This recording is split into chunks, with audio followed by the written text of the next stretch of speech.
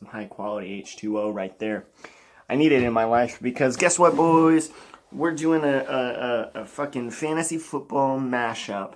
So what that means is, I got plans for the rest of today, some plans tomorrow, and Thursday I gotta wake up at like 5 in the morning, go to the airport. I'm meeting with this chick, and then the Longhorn game is that night. So I got shit to do this week, and I just don't feel like filming two completely separate videos and editing and rendering all of that. So we're just gonna combine the two videos together. So today we're getting winners, losers, asshole slash dick, as well as studs, duds, and the predictions for upset and locks. So it's a lot to take all in, but we'll get through it. It'll probably be really shitty, but we'll get through it. That new segment, fuck you, Steve. It's still in the works. I was gonna do it this week, but I got a lot of pent up anger in my little chest. It looks like I'm grabbing my tits, but I got a lot of pent up anger, so it would completely ruin that segment to start it off. I guess it would be good for that segment in the sense, but whenever it debuts, you'll understand it. But I don't want to do it because, boy, oh boy, do I have a lot to fucking say. Oh, man. But we'll get to that. Let's just dive right into it with the biggest winner. And this is something I didn't think I would be saying for a while. And that's the New York Jets football team. That's right, guys. The New York Jets, on paper, look like the worst team. Oh, they look so bad. But according to record-wise, they're better than the Browns and the Chargers, and I don't know who else is a 0-3 team. I don't know. But regardless, they are 1-2, and they are no longer the worst team in football. They shut out the Dolphins for 59 minutes and 59 minutes and like 55 seconds. They gave up a garbage time touchdown to Devontae Parker, but yeah, they looked like a football team. And I don't know if that's because Miami really sucks that bad, or if the Jets are, I mean, they're squeaky wheel with Jermaine Kearse and fucking Josh McCown just over there, just getting the job done, kinda. Oh, fuck. Huh. All right, now we get into the serious stuff. Fuck. Your boy is this week's biggest loser. I played a guy who I guess watches this show and bought all into Terrence West. He is the best. But I mean, this week though, it was Terrence West. Good God, he's definitely not the best. He got 0.6. 0.6.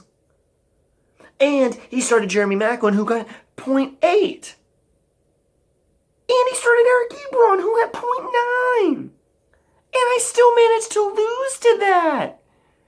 I lost to a dude who started 3 players on his fucking team. 3 players on his team. They got less than a point. And that's with Ezekiel Elliott and Le'Veon Bell actually getting 15 points. I want to give a huge shout out to Derek Carr and Amari Cooper. That was choice. That was a beautiful performance out there on that football field. If I just got a competent game out of them, I would have been okay. I would have, but no. Instead I lost to that. And you know why? Because T.Y. Hilton got 21 points. So thanks a lot, Cleveland. And then someone else that I'll get into in a minute. So my biggest asshole slash dick, I picked it Sunday during game time. I was like, all right, this guy is definitely it. But things got heated, and accusations started flying, and choice words were said. So I talked it over with Steve. I lawyered up, And my lawyer was like, you know what, let's not bring, all this much attention to it. So I picked a different asshole slash dick. And that is the alcoholic kicker. That is Matt Prater. This dude dropped 19 points on me. 19 points. Maybe Detroit, just maybe. If you didn't kick two 50-yard field goals and decided to go for it and not be little weenies, maybe you would have won. Ooh, take that. I mean, Golden Tate, I'm disappointed that you went down on the 1 yard line because that would have been 6 more points. But I think I'm pretty sure I still would have lost. Yeah, I think so. But anyway, you did what you needed to do. But 19 points for Matt Prater. I lost to T.Y. Hilton and a kicker this week with Le'Veon Bell and Ezekiel Elliott. Fantasy football, man. It's a long season. I'm 1-2. That really sucks. But it's a long season. Just make the playoffs. Make the playoffs. And then make a deep push. That's all I'm hoping for. All I'm wanting. So that wraps up the winners, the loser, and the asshole slash dick. And now we get into our prediction part of the show. So last week it was really, I was all on board. Sam Bradford and the Vikings can easily beat Tampa Bay. And then the report came out that Sam Bradford, his knee is still boo-booed. And Case Keenum came in, and I took that as...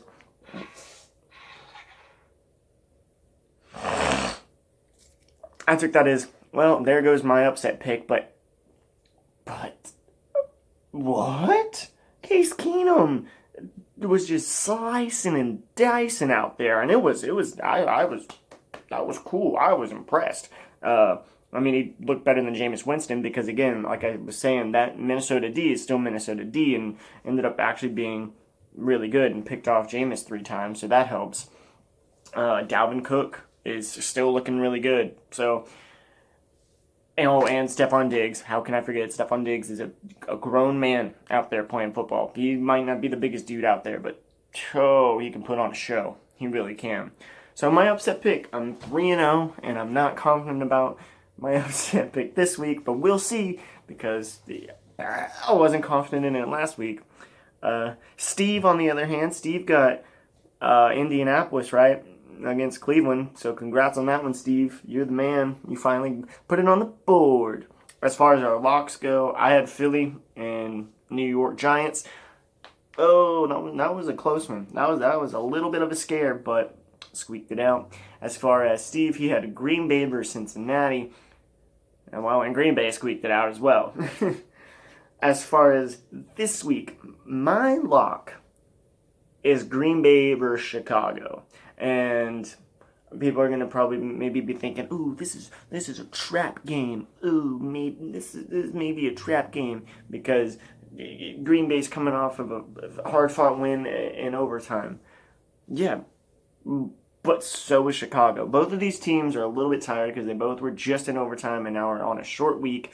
But Green Bay is at home, and the Chicago Bears on both sides of the ball aren't all that great. And all signs are pointing for Randall Cobb to come back. And then, Ty Montgomery has been getting a workhorse load right on his face. Right on his face. So I just think all signs point to Green Bay winning against Chicago. I like you, Mike Lennon. I do. But I don't think you get the job done. Steve, on the other hand, Steve is all aboard the Seattle at home against Indianapolis. What a Sunday night game. When they drew it up, if Andrew Luck was in this game, it might be better because, Seattle's defense has all these big fucking names. All these big names. And then they just struggle. They don't look like an elite defense that I've seen. And in both of these teams, it's the battle of what line can get their quarterback more time. It's actually, I feel like both of these teams suck right now, but I feel like it'll be a better game than what it is. You have 2 crappy lines, you have 2 mobile quarterbacks, you have, the Colts defense obviously is the Colts defense. That's really bad. But you have Seattle's defense, who hasn't looked 100% like studs. So, I'll watch it, sure, but he has Seattle beating Indy as his lock. As far as upsets go, the upsets this week, there wasn't really any juicy ones like last week. Just like last week, rather. I went with the Texans versus the Titans. The Texans, we competed. We competed against New England, and we were expected to get blown out. And now we're facing a Tennessee team. Tennessee does have a better defense than New England right now, I would say. But that offense, Marcus Mariota's been up and down this year. DeMarco Murray is going to be hard to stop. Derrick Henry, I don't know how he'll fare in this game. But I feel like it'll be a good game. This is the start of, us and playing the rest of our division. And I think we build on the good performance last week. So I think that the Texans have a good chance to upset. And now, Steve, it's like you're not even trying, dude. Steve, what is this? What is this pick? Baltimore at home against Pittsburgh. What is that? What is that, Steve? What is that? Okay, on here it has written down that Baltimore's at home, so you have the Big Ben's home away split, because he always does better at home. You have the fact that Pittsburgh always likes to play down to their opponents. He thinks last week Baltimore against Jaguar was more or less of a fluke game, in the sense that, all signs pointed to Baltimore just getting fucked because they got there late. They didn't know what cleats to wear. Jaguars had been there before. They knew what they were doing, and they actually have a good defense. So he thinks that Baltimore can upset Pittsburgh. That's a bold move, Cotton, but any given Sunday. So we'll find out. As far as my stud goes for this week, my stud, take everything I said about the Green Bay-Chicago game and apply it to Aaron Rodgers. Aaron Rodgers is, he's got weapons, and he's a great quarterback, and it's against Chicago. And, Chicago, I feel like, could make this a closer game than people are expecting, but Aaron Rodgers, we saw, he always seems to find a way to get fantasy numbers. And Steve Stud, I accidentally kicked my microwave. Steve Stud is Joe Mixon. Yeah, Joe Mixon. He's got a juicy matchup against the Cleveland Browns, and with that new offensive coordinator there, that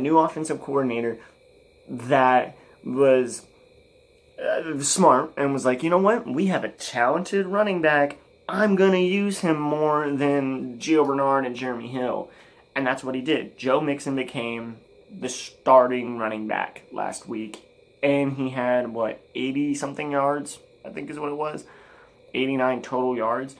And now you go up against the Cleveland Browns. I feel like that's not a bad pick. As far as duds go, I gotta stick. There's a phrase, stick with the fire, or stay in the flames, rather. Like, if a player is just going off all the time, you stay in the flames. You just stay in the fire. This is going to piss a lot of people off, this little curl right here. But it's you stay in the flames. If a fantasy football player is putting up 20 points every week, you're not going to bench him. You're going to stay in the flames and ride him out. I'm going to do the opposite of this, and I'm going to stay in the cold with my dud. Cam Newton. He looks like he's still hurt, and he couldn't even get it done last week against the Saints. He threw, 2 picks against the Saints? What the fuck? He threw 2 picks against the Saints and got sacked because it was garbage time.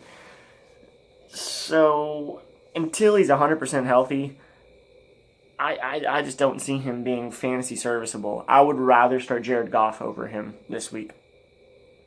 Yeah, that's my bold pick. And then dud for Steve, Michael Crabtree. If Michael Crabtree even plays, he's going to be banged up. He won't be 100%. And he's going up against Denver D. Steve is just like me. Denver D is legit. I mean, the stats last week for Denver D were they were a little bit, how should I say this? They were a little bit scared. Is that, they were messed up a little bit because you had what's his name, Trevor Siemian throwing 2 picks, and one of them just looked like, dude, what was that? What were you doing? Like running all the way across his body, and he's like, right into like double coverage, trying to just force it. So, I mean, Denver D, as good as it is, I mean, it's hard whenever your offense is struggling. So, they were on the field a lot more. But I think this game, I mean, you just saw everything I said about the fact that my fantasy football team and Amari Cooper and Derek Carr struggling. You know, now you're going up against Denver defense and a player that's not 100% healthy. So, that wraps up this big old fantasy football. That didn't work. I was going to catch it, and I suck. I mean, my dad's never around because my parents got divorced, so I never learned how to catch a football. My dad was too busy eating saltine crackers and taking a shit, so never really taught me how to catch. Well, on that level, boys, well, hopefully next week works out better for me. It's looking like a nice, solid 1-3 start, unless I upset Brendan. But 2 videos next week, 2 videos in one this week. Best of luck to everybody out there, and we'll see you guys next time.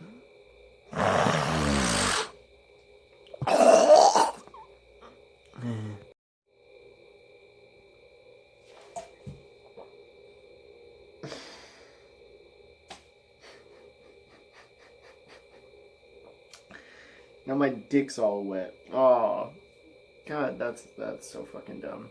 Oh, shit. God damn it, why is that recording?